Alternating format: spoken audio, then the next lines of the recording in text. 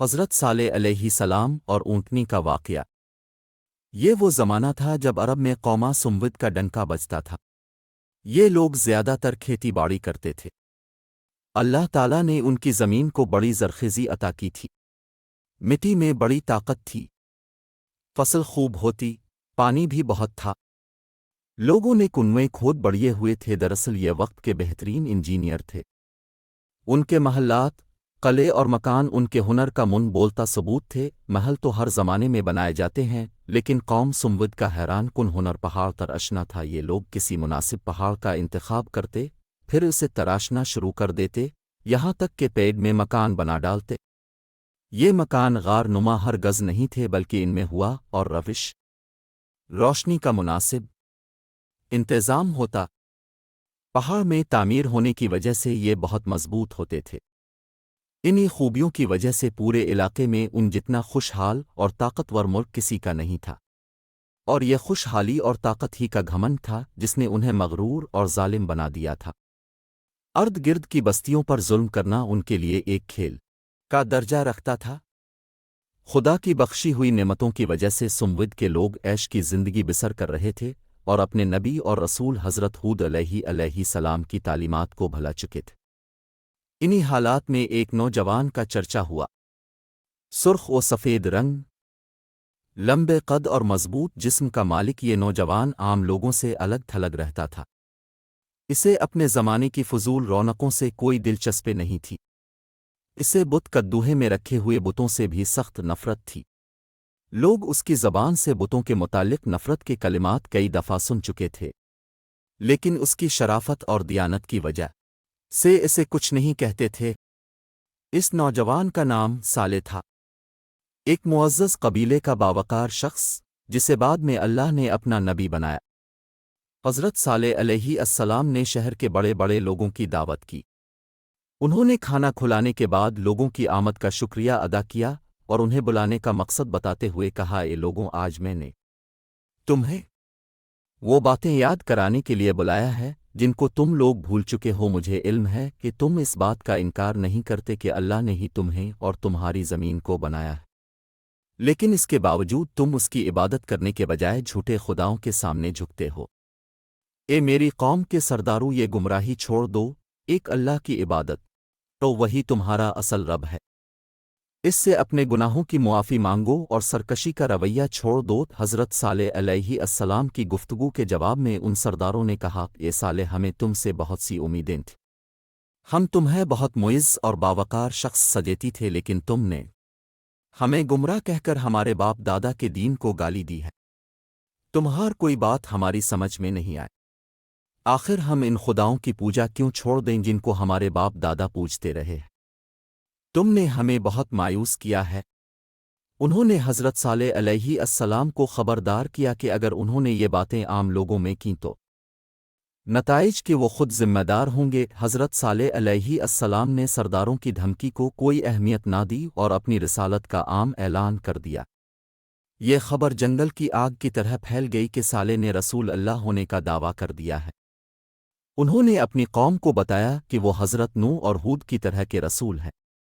ان کا انکار کرنے پر اللہ ان پر عذاب نازل کرے گا، مگر طاقت کے غرور میں پڑے ہوئے سرداروں اور مذہبی لیڈروں نے لوگوں کو یہ کہہ کر تسلی دی کہ اگر وہ اللہ کی نافرمانی کر رہے ہوتے اور گناہ کی زندگی بسر کر رہے ہوتے تو اللہ انہیں پورے عرب میں اتنی عزت نہ دیتا، ان کی زمینوں کو اتنا سرسبز نہ بناتا، اور ان کے محل اور پہاڑوں میں تراشے ہوئے مکان اتنے عمدہ نہ ہوتے۔ بت خانوں کے مالک یعنی کا ہن کہتے، اے لوگو، خود سوچو، جو ہاتھ گناہگار ہوں ان ایتوں میں اللہ یہ ہنر کیوں پیدا کرے گا جن کی وجہ سے وہ پوری دنیا میں معزز بن جائیں؟ کچھ جھوٹے دانشور دور کی کوڑی لائے کہنے لگے، دراصل اس صالح علیہ السلام کا علیحد ہے تنہا رہنے سے، نعوذ باللہ، پہنی توازن بگڑ گیا ہے، اس لیے یہ الف پنے باپ دادا کو گمراہ قرار دے کر ایسی بہکی بہکی باتیں کر رہا ہے۔ کچھ زیادہ ہمدردی جتاتے تو کہتے، بے چارے صالح پر کسی بدرو کا سایہ پڑ گیا ہے، پر بعض تو یہ کہنے سے بھی باز نہ آئے کہ صالح جادوگر ہو گیا ہے۔ کچھ سردار کہتے، ہمیں یقین ہے کہ صالح نے یہ سارا چکر اس لیے چلایا ہے کہ وہ لوگوں کو بے وقوف بنا کرا ان کا سردار بن جائے۔ یہ بہت چالاک شخص ہے۔ لیکن حضرت صالح علیہ السلام نے سرداروں اور بت کدوہے کے کہانوہے کی باتوں کی کوئی پرواہ نہ کی اور اپنی تبلیغ جاری رکھی۔ آپ کی کوششوں سے کچھ لوگوں نے ایمان قبول کر لیا اور آپ کے رسول ہونے کا اقرار کر کے شرک اور بری باتوں سے باز آ گئے۔ ان میں اکثر ایسے تھے جو غریب اور عام لوگ تھے۔ قوم کے سرداروں نے ان ایمان لانے والوں کو بے وقوف قرار دیا اور حضرت صالح علیہ السلام کا خوب مذاق اڑایا۔ کئی برسوں کی تبلیغ کے بعد سمود قوم اب سے تنگ آ گئی۔ وہ آپ کو اپنے طاقتور قبیلے کا معزز شخص ہونے کی وجہ سے کوئی نقصان بھی نہیں پہنچا سکتی تھی۔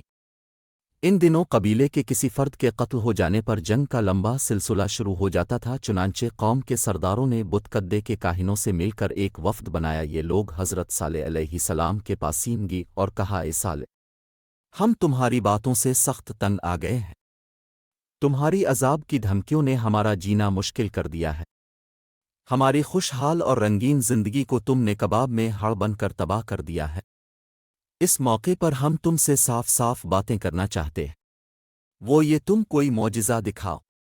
اگر تم نے ایسا کر دیا تو ہم تم پر ایمان لے آئیں گے۔ تب ایک دن حضرت صالح علیہ السلام نے اللہ کے حکم پر ایک اونٹی کی طرف اشارہ کرتے ہوئے کہا، یہ اونٹی اللہ کی نشانی ہے۔ یہ تمہاری مطالبے پر بھیجی گئی ہے، اس لیے ایک دن یہ پانی گی، دوسرے دن تم اگر اس اونٹنی کی باری کے دن تم نے کنویں سے پانی حاصل کرنے کی کوشش کی یا اس اونٹنی کو نقصان پہنچایا تو تم پر اللہ کا عذاب آ جائے گا۔ قوم کے سردار بہت ڈرے۔ وہ کچھ عرصہ تو حضرت صالح علیہ السلام کے کہنے کے مطابق پابندی پر عمل کرتے رہے، لیکن جلد ہی ان کا صبر ختم ہو گیا۔ انہیں اپنا یوں پابند ہونا ایک آنکھ نہ بھایا۔ وہ اونٹنی کو اپنی چراگاہوں میں چرتا دیکھتے تو سخت غصہ کھاتے۔ آخر دو مالدار اور امیر عورتوں نے دو آدمیوں کو تیار کیا، انہیں اپنی دولت کا لالچ دیا، اوران سے کہا کہ وہ اللہ کی نشانی اس اونٹنی کو ہلاک کر دیں۔ یہ دو آدمی اچھی طرح جانتے تھے کہ وہ ایک بہت ہی خوفناک کام کرنے کا ارادہ کر رہے ہیں۔ وہ پہلے تو خوف زدہ ہوئے مگر رقم کے لالچ اور دوسرے لوگوں کے کہنے پر تیار ہو گئے۔ ان آدمیوں نے منصوبہ بنایا کہ وہ اونٹنی کو اس دن ہلاک کریں گے جب اس کے پانی پینے کا دن ہوگا۔ چنانچہ اگلے ہی دن وہ کنویں کے پاس جا کر چھپ گئے۔ ان کا پروگرام یہ تھا کہ جیسے ہی اونٹنی کنویں کے قریب آئے گی وہ اس پر حملہ کر کے اسے مار دیں گے۔ انہیں زیادہ انتظار نہ کرنا پڑا۔ اونٹنی لمبے لمبے ڈگ بھرتی کنویں کے قریب آئی۔ دونوں ظالم چپکے سے کنویں کی اوٹ سے نکلے اور اونٹنی پر حملہ آور ہو گئے۔ ایک نے تلوار کا وار کر کے اس کی کونچی کاٹ دیں اور دوسرے نے آگے بڑھ کر اس کی گردن پر نیزہ مارا۔ بیچاری اونٹنی زمین پر گر پڑی۔ بے قصور اونٹنی کو زمین پر تڑپتے دیکھ کر دوسرے لوگ بھی پہنچ گئے۔ یہ لوگ چھپ کر یہ سارا منظر دیکھ رہے تھے۔ انہوں نے جب دیکھا کہ اونٹنی پر حملہ کرنے والوں کو کچھ نہیں ہوا تو ان کا بھی حوصلہ بڑھا، وہ بھی اپنا غصہ اتارنے پہنچ گئی۔ اب وہ سب مل کر اونٹنی کو مار رہے تھے۔ اونٹنی کو مارنے والوں کو رشوت دینے والی عورتیں بھی یہ منظر دیکھ رہی تھیں۔